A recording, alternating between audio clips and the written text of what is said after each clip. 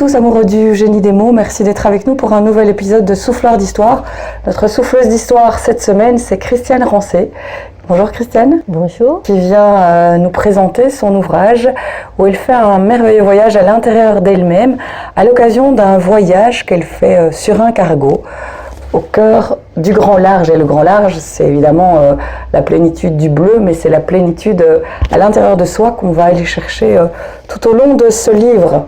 Alors, ce livre, vous avez souhaité l'écrire à votre retour de ce grand voyage, où vous aviez déjà le projet en voyage, de laisser une trace de ce voyage? Non, pas du tout. J'ai fait ce voyage, je ne m'attendais pas du tout à ce qu'il allait révéler en moi et ce qu'il allait déclencher. Je suis partie pour une mission de grand reportage, expérimenter cette mode du voyage en cargo. Donc j'ai embarqué et j'ai vécu effectivement un état d'ivresse, d'euphorie et de joie indicible pendant les 20 jours de cette traversée de l'Atlantique, du nord au sud, d'est en ouest, de Marseille au Brésil dans un premier voyage et à Buenos Aires.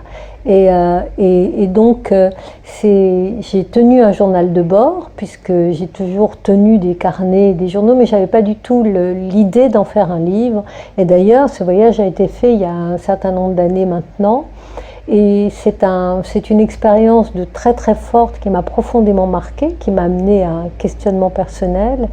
Et c'est au moment de la première pandémie, du premier confinement, que j'ai vu tous les gens enfermés, c'est-à-dire dans l'impossibilité de voyager, dans l'impossibilité de partir, que m'est venu le désir, que je me suis mise en fait, je ne m'attendais même pas à écrire ce livre, je devais écrire autre chose, je me suis mise à écrire ce livre en retrouvant mon journal de bord et en écrivant effectivement pour embarquer le lecteur, pour lui faire partager cette traversée des apparences de l'océan, de soi-même, pour lui faire,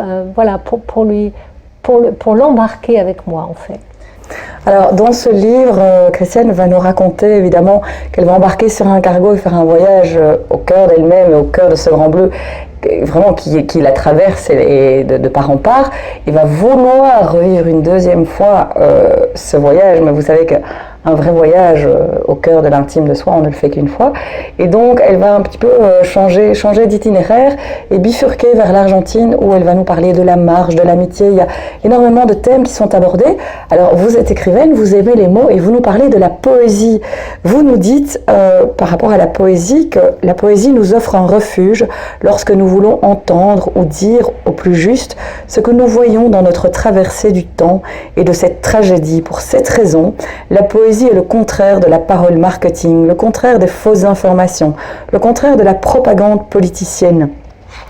Et vous ajoutez que la poésie était voyage, un chemin de dévoilement des mots et d'écoute de leur battement d'âme. Il y a vraiment une résonance entre la poésie et ce chemin tout à l'intime de vous-même que vous avez fait. Oui, parce que la poésie a cette particularité et le grand privilège qu'elle nous offre de dévoiler l'invisible, de dévoiler ce qui constitue l'invisible en fait. C'est-à-dire que c'est comme le principe des rhizomes dans les jardins, vous avez un iris, puis vous avez une racine souterraine qui court sous la terre, et puis à 500 mètres, vous avez un autre iris et quand vous les regardez comme ça de loin, vous voyez deux fleurs séparées. Et en fait, il y a cette racine commune, il y a cette circulation de sève, il y a ce qui lie les choses entre elles, il y a cette terre invisible et ce qui donne cet équilibre, cette cohérence et cette architecture de beauté dans le monde. Et la poésie, c'est l'art effectivement de nous faire entendre et de nous faire comprendre ces correspondances, ces nuances, ces résonances, d'arriver à saisir dans une formule ou dans un mot quelque chose qu'on avait ressenti nous-mêmes en le regardant, qui résonnait profondément, une sorte de musique, une musique intime, et tout d'un coup vous tombez sur un poème. Alors chacun a ses poètes préférés selon la musique qui est sienne, ce qui est merveilleux, c'est qu'on a tous une singularité d'écoute, et tout d'un coup un vers vous révèle, tout d'un coup ça réveille en vous, ça fait remonter en vous une émotion intense et qui peut quelquefois être une révélation. Et chacun a des poètes qui sont des révélateurs pour soi.